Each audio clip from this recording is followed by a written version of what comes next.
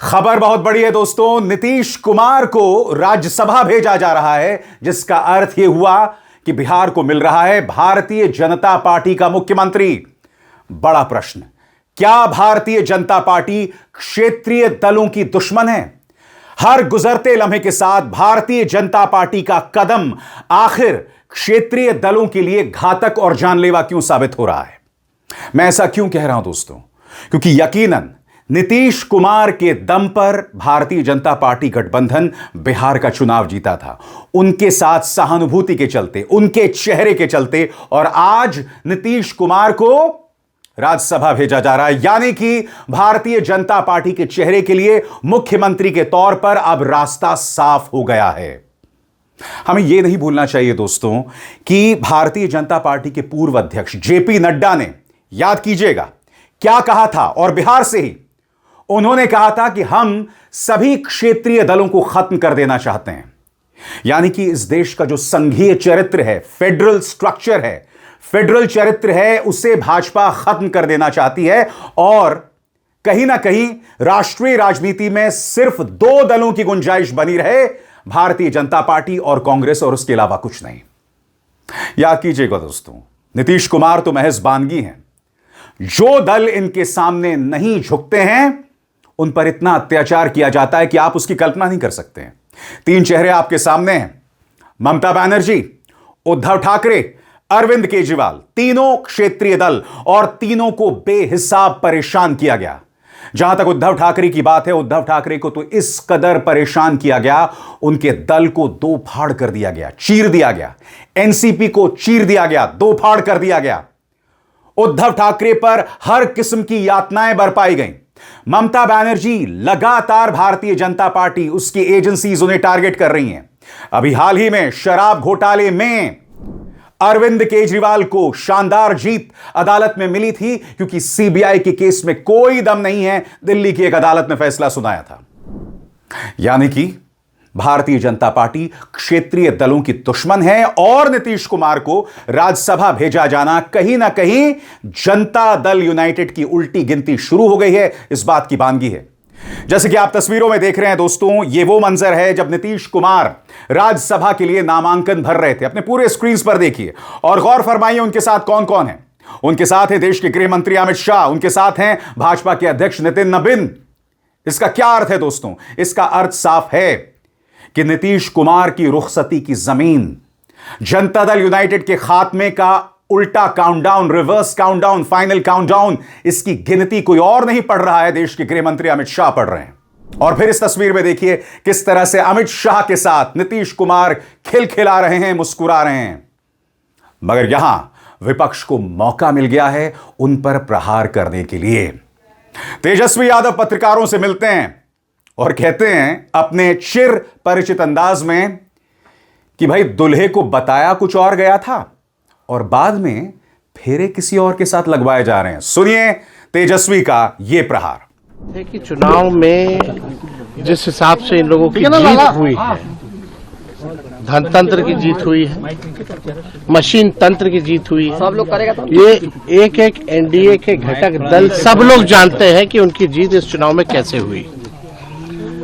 अब हम इतना कहना चाहते हैं, जो हम लोगों के सामने जो समाचार आया, नीतीश जी ने भी पोस्ट किया है कि वो जो है सदन जाना चाहते हैं। आप सब लोगों को पता होगा कि हम शुरुआत से ही जो है इस बात को कहते रहे हैं कि चुनाव के बाद जो है नीतीश कुमार जी को भाजपा के लोग मुख्यमंत्री पद पे नहीं रहने देंगे। हमने उस समय भी कहा था कि ये महाराष्ट्र मॉडल जो है रिफाइंड तरीके से बिहार में जो है लागू करेंगे।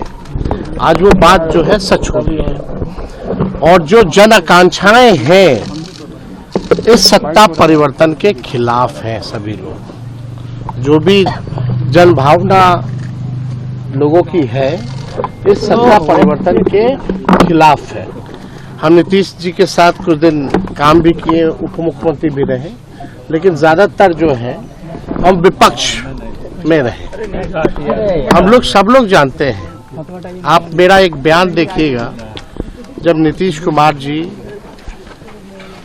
जब दोबारा हम डिप्टी सीएम बने, उसके बाद जब दोबारा वो 28 जनवरी 2024 में जब हम लोग को छोड़ के गए थे तब उनके पास कोई वाजिब वजह भी नहीं थी कि हम लोगों को क्यों छोड़ा था। उस समय भी हम लोगों ने ये कहा था कि भाई बीजेपी जो है जनता दल यूनाइटेड पार्टी को खत्म कर देगी, अब जनता दल यूनाइटेड पार्टी अब बचेगी नहीं। हमारी पूरी सहानुभूति नीतीश कुमार जी के प्रति है। चुनाव में भी हमने उनके खिलाफ कुछ नहीं कहा और चुनाव के दौरान भी घूम घूम के ये बात हम कहते थे कि भाई नीतीश जी को तो घोड़ी पे चढ़ाया है दूल्हा बना करके, लेकिन फेड़ा किसी और के साथ दिला रहा है। यही सच्चाई है और बीजेपी नहीं चाहती है कि कोई ओबीसी समाज, अति पिछड़ा समाज, दलित आदिवासी समाज जो लीडर है या सामाजिक न्याय की जो बात करता है, धर्मनिरपेक्षता की जो बात करता है, उसको ये भाजपा के लोग टिकने नहीं देना चाहते हैं। हम जानते हैं उड़ीसा में, मध्य प्रदेश में, हर जगह जो है ये ऐसे सीएम चुनते हैं भाजपा, भले ही ओबीसी समाज के हो, लेकिन रबर स्टैंप वाला जो सीएम जो है भाजपा जो है चुनती है। यानी हम पहले भी कहते रहे हैं कि भाई पूरी तरीके से भाजपा ने हाईजैक नीतीश कुमार जी को कर लिया। आज वो बात जो है साबित होगी। और तेजस्वी वहां नहीं रुकते हैं। तेजस्वी कहते हैं कि ये जनता दल यूनाइटेड के खात्मे की उल्टी गिनती यहां से शुरू हो गई है और ये कहीं ना कहीं भाजपा के चरित्र को बयां करता है। सुनिए क्या कह रहे हैं तेजस्वी यादव। हम तो जान रहे थे जब ये बात कहा था 28 जनवरी 2024 को कि जनता दल यूनाइटेड खत्म हो जाएगी, लेकिन 2024 में एनडीए को, खासतौर पे बीजेपी को जो 400 सीट का जो बात करती थी उसके अनुकूल उनका रिजल्ट नहीं आया, इसलिए 1 साल डिले हो गया, वरना पहले ही खत्म कर देता। आप उस स्टेटमेंट को उठा के देखिए। और चुनाव के दौरान भी हमने कई बार बोला है कि इनको ये लोग रहने नहीं देंगे। सदन में कई बार हम लोगों ने बोला है, पूरा सिस्टम जो है हाईजैक कर रखा। आपको पहले से उम्मीद थी कि ऐसा होने वाला है इनके साथ? हाँ, वो एकदम, हम तो शुरू से बोली ना, हम आपको तो तारीख गिना रहे कब कब हम बोले। आप जरा उठा के उसको भी देखिए। और भाजपा जिसके साथ रही उसको खत्म करने में लगी रही है। इसका एग्जाम्पल एक है महाराष्ट्र में, अगर देखा जाए तो भी हमने इसलिए कहा था कि महाराष्ट्र में जो हुआ, सिंधे जी को आगे करके फिर जो है भाजपा ने अपना मुख्यमंत्री बनाया, तो उसी को रिफाइंड तरीके से बिहार में इन लोगों ने काम किया। काम वही किया, तरीका अलग। इसमें बीजेपी की या कह सकते हैं कि जेडीयू के ही कई नेताओं के नाम आ रहे हैं जो उनके कार्यकर्ता हैं, चिल्ला रहे हैं, तो क्या आपको क्या लगता है? देखिए, कुछ सब जान रहे हैं। हमारे प्रदेश अध्यक्ष भी कहते हैं कि 3.5 आदमी हैं वहाँ। अब 3-4 उधर हो, जो लोग भाजपा के सामने मस्तक हो गए हैं, कुछ लोग भाजपा से जो आए हैं वो तो बर्बाद कर दिए इनको। इंतजार कीजिएगा दोस्तों, जनता दल यूनाइटेड इस बारे में क्या कह रहा है, कुछ देर बाद मैं आपको बताऊंगा। नीतीश कुमार ने इस पर महज एक ट्वीट किया है कि अब हमने मन बना लिया है राज्यसभा जाने का, मगर कहीं ना कहीं भाजपा के लिए मुख्यमंत्री की कुर्सी उन्होंने खाली कर दी है। अब यह अपने आप में बहुत बड़ा चमत्कार होगा अगर जनता दल यूनाइटेड से ही किसी को मुख्यमंत्री बनाया जाए, जिसकी कोई गुंजाइश नहीं लगती। अमित शाह का इस मौके पर मौजूद होना यह प्रमाणित करता है कि इसके पीछे चाणक्य कौन थे, इसके पीछे सोच किसकी थी। सुनिए अमित शाह किस तरह से तारीफ कर रहे हैं नीतीश कुमार की कि उनका राज बिहार का स्वर्ण काल था। सुना जाए। तक नीतीश कुमार जी बिहार के मुख्यमंत्री रहे। उनका एक कार्यकाल एक प्रकार से बहुत यशस्वी रहा। ये कार्यकाल उनका बिहार के इतिहास में स्वर्णिम पृष्ठ के रूप में लिखा जाएगा और बिहार के विकास के सारे मायने को उन्होंने गति देने का काम किया। उन्होंने अपने शासनकाल में बिहार को जंगल राज से मुक्त करने का काम किया। इन्होंने बिहार की सड़कों को न केवल गांवों तक जोड़ा, बिहार की सड़कों की स्थिति को भी सुधार किया। और आगे बढ़ने से पहले एक जरूरी संदेश, मेरे कार्यक्रमों के लिए आप नोटिफिकेशन का इंतजार मत कीजिए। मेरे चैनल में जाइए और खुद जाकर कार्यक्रम देखिए और रहिए अपडेटेड। यह बात अलग है कि अमित शाह ने खुद कई बार नीतीश कुमार पर न जाने कितनी बार प्रहार किया है। दोस्तों, यहां से महाराष्ट्र चलना बहुत जरूरी हो जाता है और सुनना चाहिए नाना पटोले क्या कह रहे हैं। वो जिक्र कर रहे हैं एकनाथ शिंदे का और वो जिक्र कर रहे हैं कि महाराष्ट्र का मॉडल जो है वो अब बिहार में लागू किया जा रहा है। जिस तरह से शिवसेना को दो फाड़ किया गया, एनसीपी को दो फाड़ किया गया, एकनाथ शिंदे को ब्लैकमेल किया गया। नाना पटोले क्या कह रहे हैं, सुना जाए। बीजेपी अपने साथी दलों के साथ हमेशा षड्यंत्र करते आ रही है। महाराष्ट्र का उदाहरण सबसे बड़ा है कि एकनाथ शिंदे के नेतृत्व में चुनाव लड़ा गया, एकनाथ शिंदे को मुख्यमंत्री बनाने का बोला गया, सरकार आई, लेकिन एकनाथ शिंदे मुख्यमंत्री नहीं बने।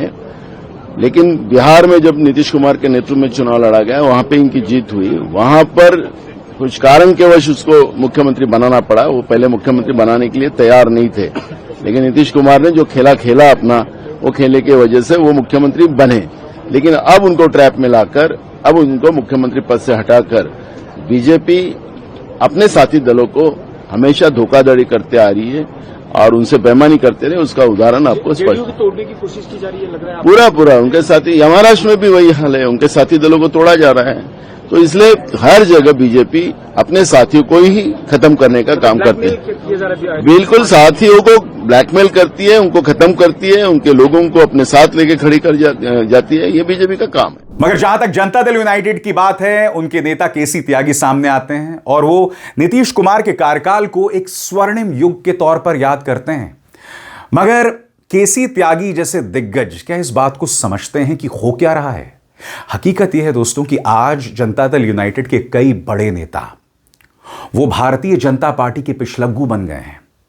इस वक्त नीतीश को घेर कर रखने वाले तमाम नेता जनता दल यूनाइटेड के वो कहीं ना कहीं अमित शाह के खासम खास हैं। केसी त्यागी के बारे में जितना मैं जानता हूं, निहायत ही सेक्युलर, सुलझे हुए व्यक्ति हैं।